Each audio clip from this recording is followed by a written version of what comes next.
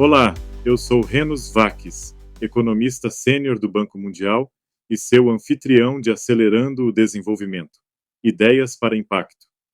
Este não é um podcast comum, é uma conversa impulsionada por IA, trazida a você pelo Instituto do Banco Mundial para o Desenvolvimento Econômico, onde desvendamos as pesquisas mais recentes com um objetivo em mente: transformar grandes ideias em impacto no mundo real.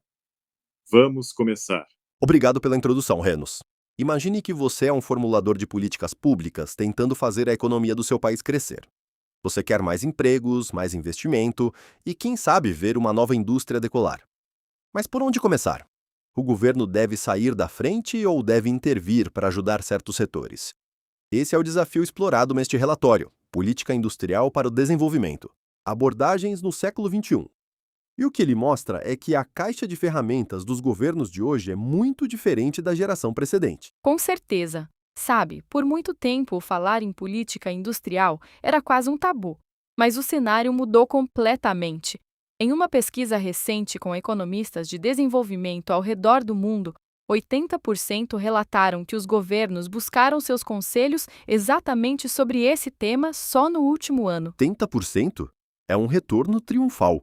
Mas a pergunta é, por que agora? O que está impulsionando essa demanda? É o básico: empregos e investimento. Veja bem, enquanto as economias avançadas costumam usar a política industrial para fins de segurança nacional ou metas climáticas, os governos dos países em desenvolvimento são movidos em sua maioria pelo desenvolvimento econômico clássico. Eles querem gerar empregos e atrair capital. Entendi. Então não é só sobre fabricar microchips por segurança, por exemplo. É algo mais amplo. Exatamente. O relatório define isso como qualquer ação do governo com o objetivo de aumentar uma atividade empresarial estratégica. Isso não se limita a fábricas, inclui agricultura, serviços e outros setores. E embora o famoso relatório de 1993 sobre o milagre do leste asiático fosse cético sobre a possibilidade de replicar aquele crescimento, novas evidências sugerem que isso é mais possível hoje. Os níveis globais de educação aumentaram, o ambiente político melhorou e as economias estão mais abertas. Certo, então o terreno está pronto, mas tem uma parte que me surpreendeu muito quando li os dados. Acho que a maioria das pessoas assume que, pelas manchetes, você sabe, os Estados Unidos ou a Europa subsidiando tecnologia verde, os países ricos são os únicos fazendo o trabalho pesado. Mas os dados mostram o contrário. Pois é. A realidade é que a política industrial é praticada intensamente nas economias em desenvolvimento. Ao analisar os planos nacionais de desenvolvimento, os países de baixa renda visam em média 3 indústrias específicas. Os países de alta renda, apenas 5. 13 contra 5? Então as nações em desenvolvimento estão tentando fazer mais com menos? Exato. E olhando para os países de renda média alta, o total de subsídios às empresas, que é o financiamento direto mais as isenções tributárias, atingiu o nível mais alto da história entre todos os grupos de renda, com uma média de 4,2% do PIB. Mas aqui está o ponto de atrito. Países de baixa renda geralmente não têm dinheiro em caixa para subsídios, nem capacidade para gerenciá-los. Então, eles recorrem a uma ferramenta diferente: tarifas de importação. Tarifas. Isso parece um instrumento um tanto bruto. E os países de baixa renda usam tarifas de importação muito intensamente. As taxas atingem uma média de 12%, em comparação com apenas 5% nas nações ricas. Eles fazem isso porque falta espaço fiscal para subsídios. Entretanto, a variação das tarifas entre produtos é muito maior nas economias em desenvolvimento. Essa grande variação sugere que as tarifas não servem apenas para arrecadar, elas são aplicadas seletivamente para proteger indústrias específicas. Mas isso nos leva à primeira grande conclusão do relatório: ajustar a ferramenta às limitações do país. Sim, é aqui que o relatório usa aquela analogia do carro, certo? Achei muito boa. É uma imagem bem nítida. O relatório distingue entre ferramentas de primeira escolha, que corrigem as falhas de mercado diretamente, e ferramentas de segunda escolha, que regulam de forma indireta. Usar uma ferramenta de segunda escolha, como uma tarifa, É como tentar consertar um carro que está pendendo para a direita, enchendo os pneus de forma desigual, em vez de simplesmente rever o alinhamento. Pode até manter o carro em linha reta por um momento, mas causa desgaste em tudo o resto. Faz todo sentido.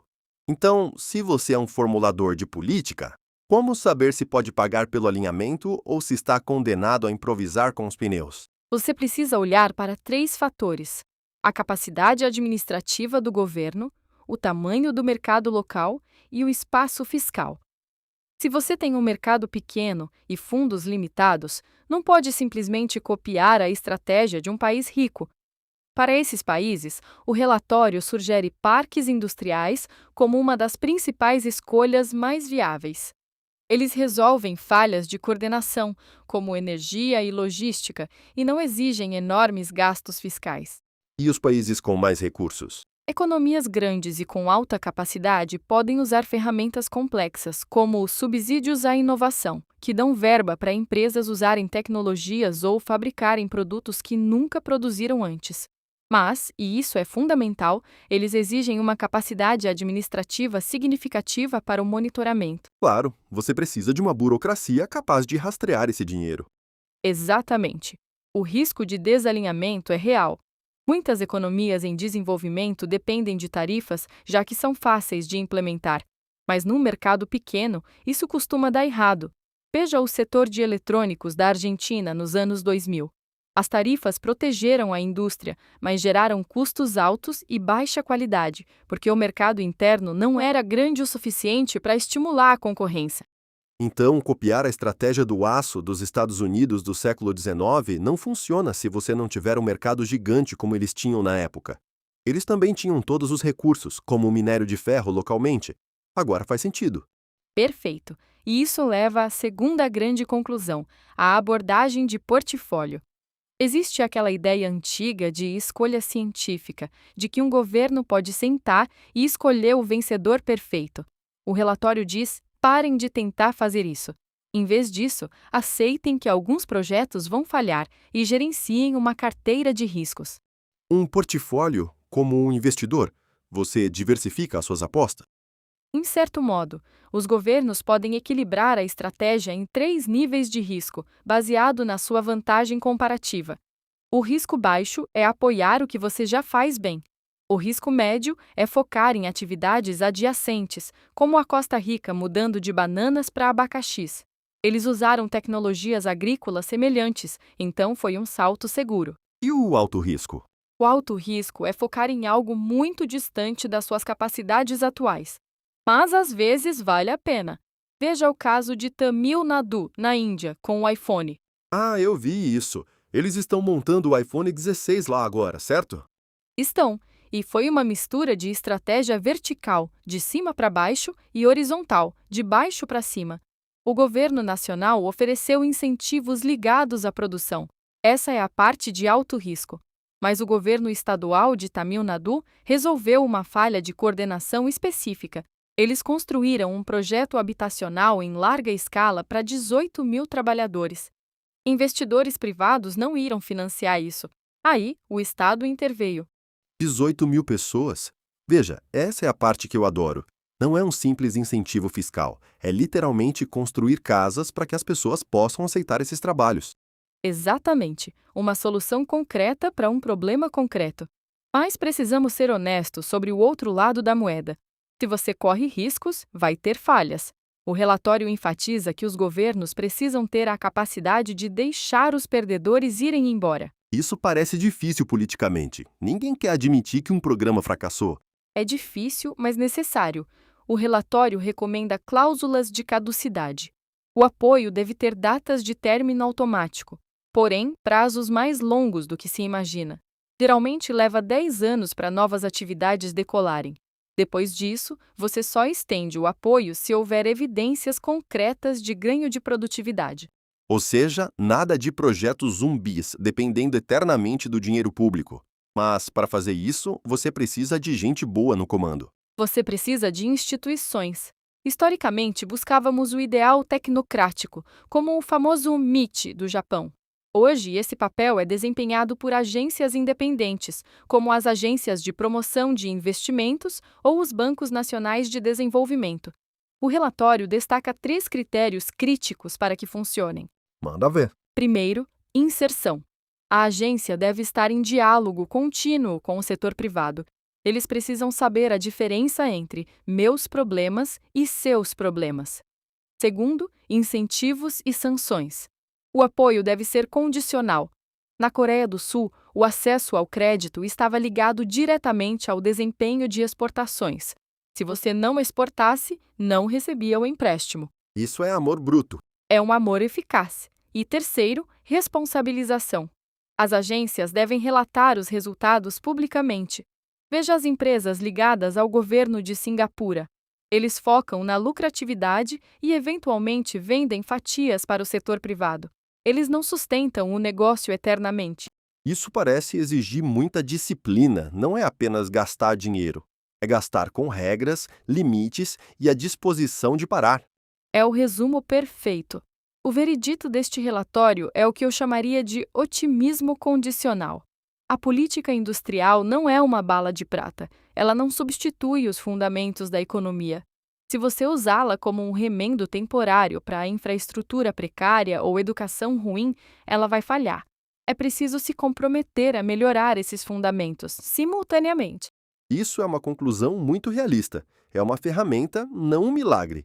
Então, para encerrar para os governantes que estão nos ouvindo, qual é a grande lição para levar para o escritório na segunda-feira? O conselho final é este.